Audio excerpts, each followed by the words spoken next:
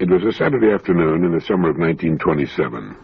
The place was Shibe Park, Philadelphia. There were 35,000 excited baseball fans in the stands, all booing one man. Bob Grove, who was probably one of the greatest left-handed pitchers of all time, had just struck Babe Ruth out on 3 pitched balls for the second consecutive time, and 2 runners were left stranded on base. As the great slugger returned to the bench amidst the wild and abusive jeering, he looked up into the stands with an unruffled smile, just as he had the first time he struck out, gave his cap a polite little tip, stepped down into the dugout, and calmly took his drink of water. In the 8th inning, his turn came up again. This time the situation was critical. The Athletics were leading the Yankees 3-1. The bases were loaded, and there were 2 out. It was up to the great Babe Ruth to win the game or lose it. As he selected his favorite bat and started toward the plate, the crowd rose in a body as if by signal. The excitement was tremendous. The crowd wanted Babe Ruth to strike out again. Lefty Grove rifled the first blazing fastball over the plate. Ruth swung and missed. The next pitch was good, and Ruth swung so hard and missed that he staggered and went down. There was a cloud of dust as the big guy sprawled on the ground. The crowd was going mad. The Babe got to his feet, brushed the dust off his trousers, and got set for the next pitch. Grove delivered the fastball. So fast, few of the fans even saw it. Babe swung again, but this time there was a crack like a rifle shot.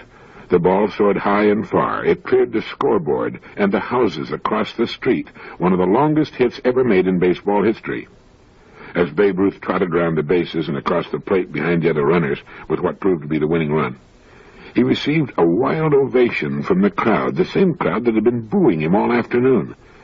Babe looked up into the stands, doffed his cap with that same little smile and the same expression on his face, exactly like the one he wore on his first 2 trips when he had taken the razzing. Now, later in the season, after the Yankees clinched the pennant, Grantland Rice interviewed Ruth. Babe, he asked, "What do you do when you get in a batting slump?" And Babe answered, "I just keep going up there and keep swinging at 'em. I know the old law of averages will hold good for me, the same as it does for anybody else, if I keep having my healthy swings. If I strike out 2 or 3 times in a game or fail to get a hit for a week, why should I worry? Let the pitchers worry. They're the guys who are going to suffer later on." Babe Ruth's unshakable faith in making the law of averages work for him enabled him to accept his bad breaks and failures with a smile. Now, this simple, common-sense philosophy had much to do with making him baseball's greatest showman, biggest box office attraction, and the highest-paid ball player of all time. He had his faults like the rest of us, but his faith in the law of averages made him great. Now, there's a lesson there for all of us. Babe Ruth hit 851 home runs, as we all know. He struck out 1,330 times. But we don't think about his failures, and neither did he. He kept swinging and knew that the law of averages would take care of the rest. Well, how about you? I think that's another important principle that we might keep in mind, how the law of averages will work for us if we'll stay in there and if we'll keep swinging. We know that one of the most valuable attributes an adult can have is persistence. And a DePaul University psychologist, Dr. Glenn D. Jensen, has found that the best way to develop persistence in a child is to permit him to fail regularly. When we see a young child trying to do something and finding it difficult, and realizing how simply we can help him finish what he's trying to do, we have an almost overwhelming impulse to give him a hand. If we do this too often, it can be a mistake. In the tests conducted by Dr. Jensen, youngsters aged 3 to 9 years were tested in a room equipped with levers and knobs. They learn after a few minutes that twisting one of them will produce marbles, which will be exchanged for pennies. Now, some of the children are purposely spoiled, get marbles every time they twist the knobs. Others get marbles only after a number of knob twists. Then Jensen cuts off the marbles entirely and begins measuring the children's persistence. Now, white rats also are used in the experiments. The psychologist divides the white rats into 2 groups, those to be spoiled with kindness and those to be disappointed. Now, those to be spoiled are placed in a small cell with a single bar, which, when pressed, produces a tiny pellet of food. The second group finds it harder to come by. The first time they press the bar, it produces, but the next pellet comes only after 5 presses. Then this is raised by geometric progression to 10, 20, 40, 80, and 160. The graphs show that the spoiled rats lose heart quickly when they discover that they will not get food each time. But the frequently disappointed rats keep at it. It seems that the reaction of the children is just about the same as that of the rats, which all goes to prove, what you probably knew already, that a life full of rewards is less a spur to sticking with the job than if it's interlaced with disappointment. When asked if young humans act like laboratory animals in these tests, the university said the answer seems to be yes. So it would appear, then, that the wise mother or father is not the one who says, "Here, let me help you with that," but instead understands the importance of failure. Failure keeps us trying. Easy success tends to cause us to give up the first time that we're faced with a job that takes persistence. Now, this is probably why the most popular sports and games are those most difficult to master. This must be why millions of men go back to golf each year, knowing that it's one of the most difficult games to get good at. The same would apply to the universal popularity of tennis, bridge, marriage, politics, and statesmanship. But the purpose in my mentioning these tests with youngsters and white rats, if you can forget the invidious comparison, is that we need to fail if we're to develop persistence. And maybe we shouldn't be so quick to give the kids a hand when they find themselves stumped on a problem. A bright, personable young man had been offered the opportunity to work for a highly successful, well-established manufacturing company. He saw the personnel director, talked with other officers of the company, and finally requested an interview with the company's president and chairman of the board. And this is how the president himself tells the story of what happened.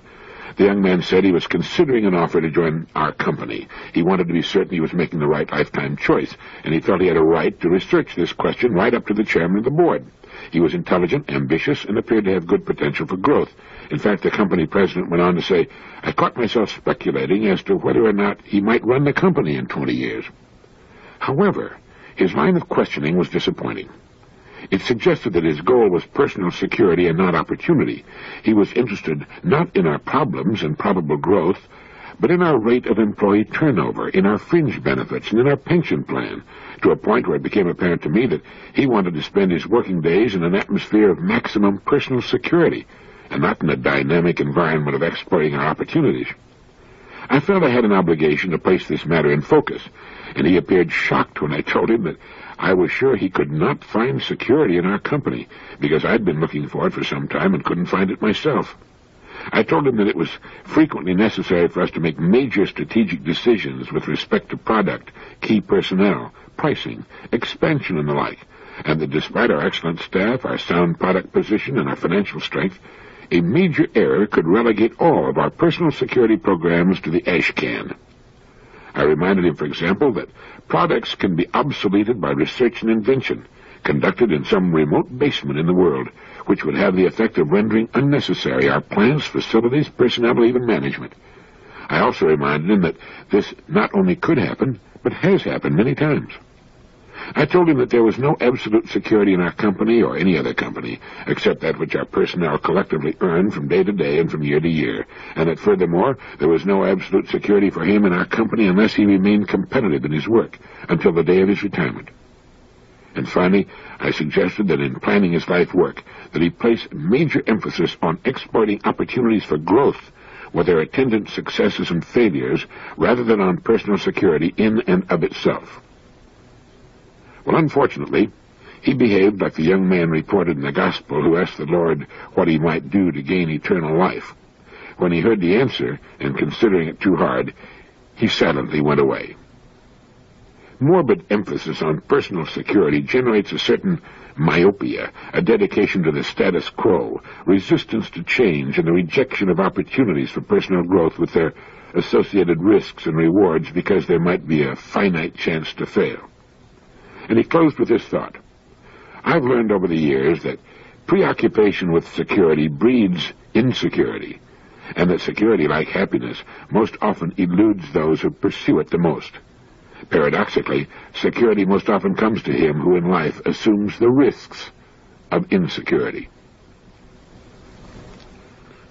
The other day in a taxi, I felt amusing about the story A Connecticut Yankee. Maybe you're old enough to remember the movie with Will Rogers. In the story, he's struck by lightning or some such thing and finds himself magically transported back in time to the days of King Arthur and his Knights of the Round Table. And I began trying to think of something I could teach the people if the same thing happened to me. And it poses an interesting question. If you were suddenly transported back in time, say 1,000 years, what could you teach the thinking people of that time? You would know So much that they still hadn't dreamed of: the airplane, an automobile, electricity and a telephone, printing, gunpowder, atomic energy, the steam engine, the propeller. If you were taken back to the year 1000 A.D., what could you teach them? For one thing, it'll make you realize how little you really know. However, if you could manage to keep from being burned as a sorcerer, the wise men of the time would make pilgrimages to see you and ask thousands of questions. You would be the most famous person on earth and the most celebrated. You'd be 400 years ahead of Gutenberg in his discovery of movable type and printing, 600 years ahead of Galileo, 500 years ahead of Columbus. But with all of your knowledge of our modern world and its thousands of wonders, what could you show them how to do? The aspirin tablet, the first real wonder drug and painkiller, would have been an unbelievable boon to them in their suffering. Could you show them how to make it? How to mix saltpeter, charcoal, and sulfur to produce gunpowder? How about the steam engine? Could you show them how to make one? Or a simple electrical generator? Or how to make wire? Could you make a clock? Or a still to refine kerosene and gasoline from crude oil? We know so much about so many thousands of things, but with the exception of our specialty, we'd be hard-pressed to teach them how to really make much of anything. Some of our scientists could, but it is said that there's not a man alive in the world today who could single-handedly put together an operating automobile starting from scratch. Now, this makes for a fascinating conversation. You can try it with your family at dinner. The kids will love it. It makes them realize how interdependent we are, that we couldn't do a thing without the help of thousands, millions of other people. Everything we have comes from other people. We didn't have to build our own home or make the family car or cut wood for the fire or haul water from the well or grow our own vegetables, raise our own chickens or livestock, or make our own clothes or furniture and cooking utensils, write and print our own books and newspapers, or even provide for our own entertainment. And the most interesting discussion can center around what we know enough about to teach to others if we should suddenly find ourselves without the help of our modern society, without modern medicine and dentistry, communication and transportation, educational facilities and modern utilities. I was reading that great little book, The Ever-Present Past, by the late Edith Hamilton, certainly one of the greatest ladies who ever lived, and I came across something I thought you'd like. When I read educational articles, she wrote, it often seems to me that the purely personal side of education is not emphasized enough. The fact that it's so much more agreeable and interesting to be an educated person than not. The sheer pleasure of being educated does not seem to be stressed anymore. Once long ago, I was talking with Professor Basil L. Gildersleeve of Johns Hopkins University, the greatest Greek scholar our country has produced. He was an old man, and he'd been honored everywhere, in Europe as well as in America. He was just back from a celebration held for him in Oxford, and I asked him what compliment received in his long life had pleased him most. The question amused him, and he laughed over it, and he thought too, and finally he said, well, I believe it was when one of my students said, Professor, you have so much fun with your own mind. Robert Louis Stevenson said that a man ought to be able to spend 2 or 3 hours waiting for a train at a little country station when he was all alone and had nothing to read, and not be bored for a moment. What is the education which can do this? What is the furniture which makes the only place belonging absolutely to each one of us, the world within, a place where we like to go? I wish I could answer that question. I wish I could produce a perfect decorator's design warranted to make any interior lovely and interesting and stimulating, but even if I could, sooner or later we would certainly try different designs. My point is only that while we must and should change the furniture, we ought to throw away old furniture very cautiously. It may turn out to be irreplaceable. The world within, a place where we like to go. How about that? That's the aim of education, and it should be the aim of every person, to make his world within a place where he likes to go. And what about Robert Louis Stevenson's comment that a person ought to be able to spend 2 or 3 hours waiting for a train at a little country station when he's all alone and had nothing to read, and not be bored for a moment? Stand some evening in a big city at 5 o'clock and watch the faces of the scrambling, frenetic crowd, people hurrying home, trying to shorten the time they're left to their own devices and their own thoughts. But they are not our problem. We are our problem. Our own inner worlds are our problems. How's yours? Edith Hamilton was right. The purely personal side of a good education, an education available to every one of us, is not emphasized enough. Not enough of us understand the fact that it's so much more agreeable and interesting to be an educated person than not. We should all be concerned every day with the furnishings we're selecting for our inner worlds. A poet hundreds of years before Plato said, "Before the gates of excellence, the high gods have placed sweat. Long is the road thereto, and steep and rough at the first, but when the height is won, then there is ease." My old friend Dr. L.D. Pankey of Coral Gables, Florida, recently returned from a trip through the Orient. All the time he and Betty were abroad, they kept me up to date on their travels with the unique and interesting newsletter they send back to their stay-at-home friends whenever they're traveling, which is, well, for a couple of months every year. I received a letter from him the other day asking me when I was going to come down to Florida and join him in some bone fishing in the Keys. In answering his letter, I remembered something that had happened in his office many years ago that had made a deep impression on me. I was looking at a picture of one of the classes that he conducts each year for men of his profession from all over the world, and in studying the photograph, I realized that I was seeing some of the same faces I'd seen in other photographs of earlier classes he'd held. So I said, "I noticed many of the same people took your course this year who took it a year ago. What did you teach this year that you didn't teach last year?" And his reply surprised me. He said, "Nothing. I teach the same thing every year, not only in this country, but abroad as well. Oh, I add to it each year as I learn new things, but basically it's the same course every year." Well, I was amazed. "Do you mean you teach the same things to the same people all over again?" "That's right," he answered. And seeing my surprise, he laughed and asked me a question that stopped me completely. He said, "When you find your golf game isn't as good as you'd like it to be, or suddenly find the ball isn't going where you want it to go, and you can't put your finger on what's wrong, what do?" I told him, "Well, I go back to the pro for some lessons." And he said, "That's right. And what does he teach you? Does he teach you something new about the game, something you didn't know at some time before? Or does he merely remind you once again of the basic fundamentals, which, if you'll but be guided by them, will result in your getting the kind of score you'll be happy with?" Well, he had me, and it made me remember the old saying that we need reminding as much as we need educating. That's why these principles are so important. It applies to becoming good at anything. It's as important to living successfully as it is to playing a satisfactory game of golf or practicing medicine or dentistry. We need to be reminded from time to time, and the more regularly the better, of the basics, the fundamentals upon which everything else is built. The good home may look different from all the other homes on the street, but its foundation followed the rules for any good foundation, and so did its construction. Do it right the first time, and it'll stand for as long as we need it. If we build our lives and what we do during our days on truth and justice, we'll build the kind of lives we can be proud of, that will take us to the goals we seek in good time without worry or frustration. But we do need reminding. You might remember that bit about the golf pro. He doesn't teach you anything new, but he reminds you of some of the basics you've forgotten and helps you rid yourself of some bad habits.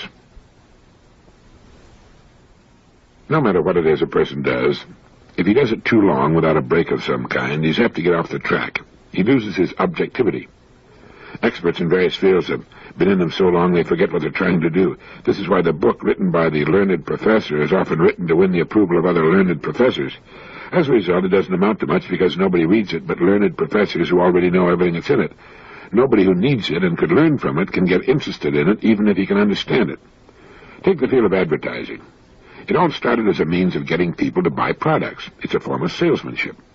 But so many advertising people have been in advertising for so long, it sometimes seems they've forgotten the real purpose, and they've lost touch with the people they're supposed to motivate.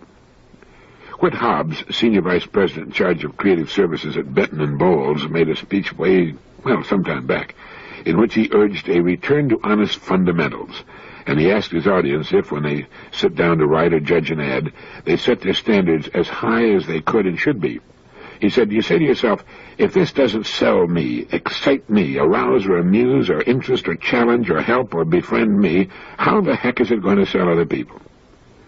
He said that other people aren't different. He said they're smart like you, and savvy and hurried and harried and concerned and confused, just like you.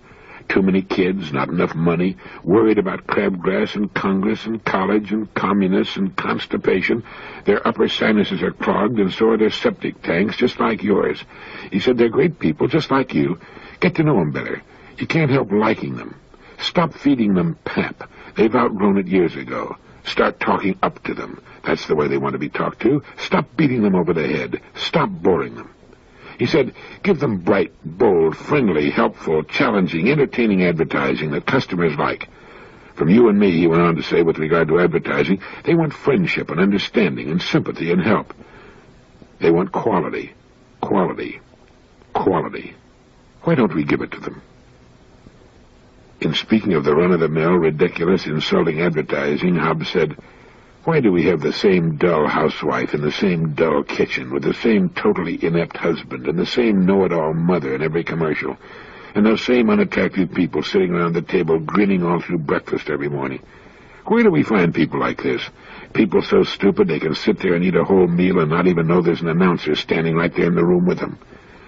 Where do we find those models in car ads, those tall, gawky, empty-headed, flat-chested girls standing there with silly, gaudy clothes on and plumes in their hair and feet spread way apart like they had an itch, staring adoring at the new car? Why don't we try to win customers instead of prizes? It's true. Spend too much time doing the same job, and if you don't get off once in a while and take a good, long, objective look at what you're doing, you can lose touch completely, get completely off on the wrong track. The last couple of days I've been reading a book that's been in my library for many years. It was written, I believe, in 1935 and is possibly now out of print. It's Man the Unknown by Dr. Alexis Carrel, the great Nobel Prize-winning physician who died in 1944. He writes that the happiest and most useful men consist of a well-integrated whole. This would also apply to women, of course. Consist of a well-integrated whole of intellectual, moral, and organic activities. The quality of these activities and their equilibrium gives to such a type its superiority over the others. The development of complete human beings must be the aim of our efforts. It is only with such thoroughly developed individuals that a real civilization can be constructed.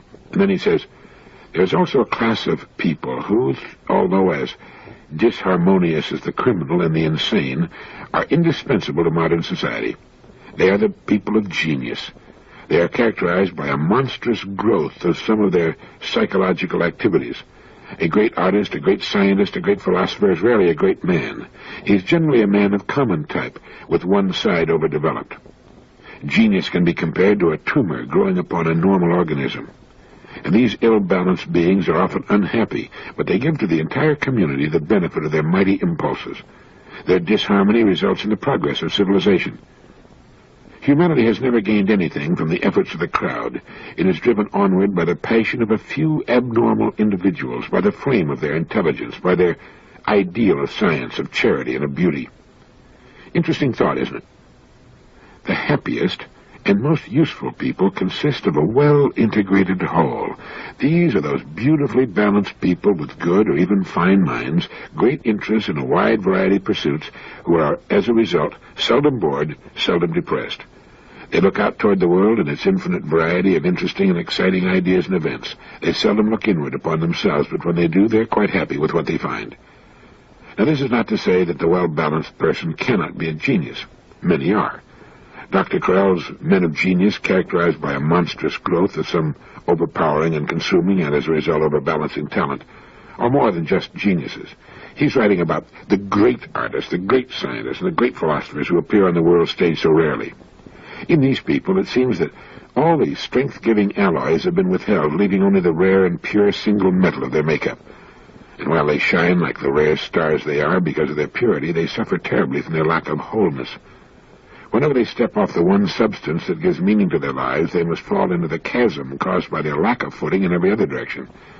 But while I'm sure they suffer, they must also know a corresponding joy and elation at times, far above anything enjoyed by their well-balanced and generally happier brothers. And they do drive humanity onward. The development of complete human beings must be the aim of our efforts, and a good place to begin is with ourselves. And it's good to go back sometimes to the old books in our old libraries. Mr. Frederick C. Decker, publisher of Printers, Inc., gave some wonderful advice in his fine magazine some time back to all of us who are engaged in business, to all humans, in fact, who work. It appeared in his editorial called A Publisher's View and was titled, Why Are You in Business? And it goes like this. If someone abruptly asks you, why is your company in business, what would you say, and how long would it take you to say it? Unless you're different from many people I know, your first reaction to such a question is apt to be a near total loss of words, and your second one is just as apt to be a series of attempted answers that you will reject one by one as either wholly inadequate or so involved that you will want to withdraw them until you can sharpen them up. If you don't believe this, assume I'm asking you right now why your company is in business, and then sit back and see how fast you can produce an answer with which you're thoroughly satisfied. A marketing manager and his agency account executive got together just the other day to see if they could agree on some basic approaches to their next year's advertising campaigns. After several hours of putting a lot of divergent ideas on the table, they suddenly realized they had no simple, common base from which to start. Then the marketing manager said, "What is my company really trying to do in this world?" A good many hours later, they had an answer they were both sure was right, and they had boiled it down into easily understandable words. And now, they tell me, they're off and running with more ideas for next year than they know what to do with. For the first time, they both have a clear idea of what they basically have to sell. The bigger and more diverse your company becomes, the tougher it is to remember that once upon a time it had a very simple reason for going into business.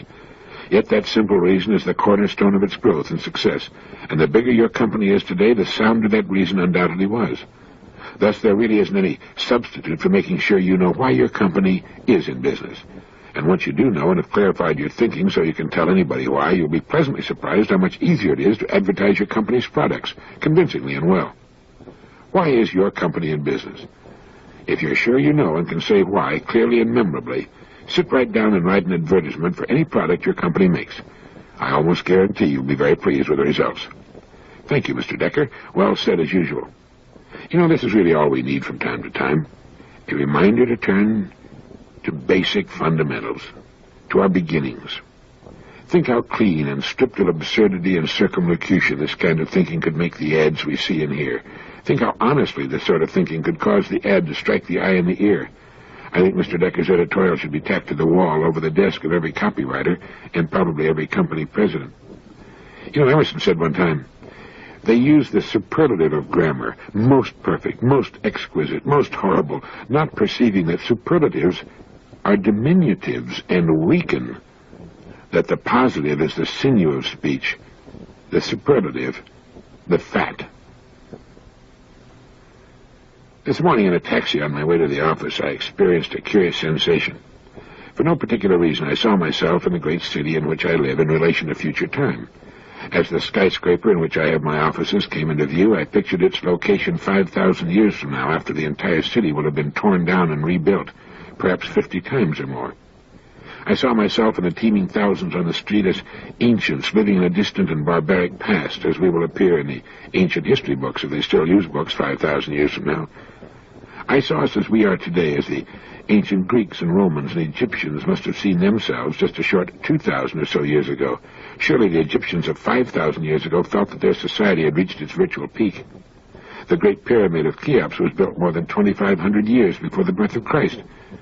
The speeding automobiles, trains, and airplanes in which we ride today will be as rude and ludicrous to our progeny 5,000 years from now as the chariots of the ancients appear to us today. World War II will be as primitive and distant, and to them as ridiculous, as the conquering invaders from Anatolia and the rise of Mycenae, as the legends of Homer are to us today.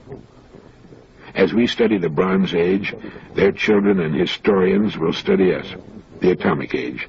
They'll shake their heads and smile and look with horror and unbelief upon our antics, our inhumanity, and they'll marvel at our ingenuity, too.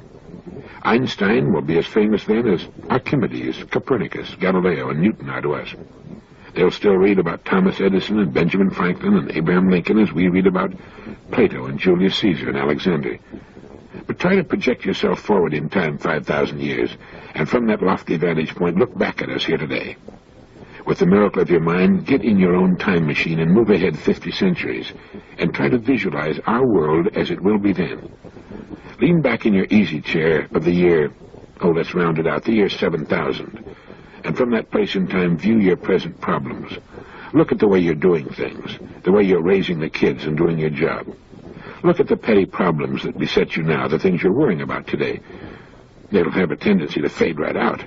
And while you're at it, try to imagine what the schools will be like, the homes and clothes. Will men still work, or will machines do all the work while men amuse themselves? Who will win the pennant in the American League in the year 7000?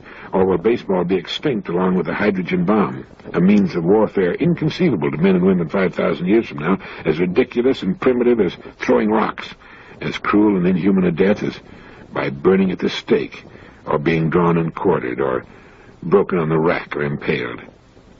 Take a ride to 5,000 years from now and think about it. It's free. By getting 5,000 years ahead of your present problems, they have a way of shrinking in size, don't they? You might also get some good money-making ideas. Thank you.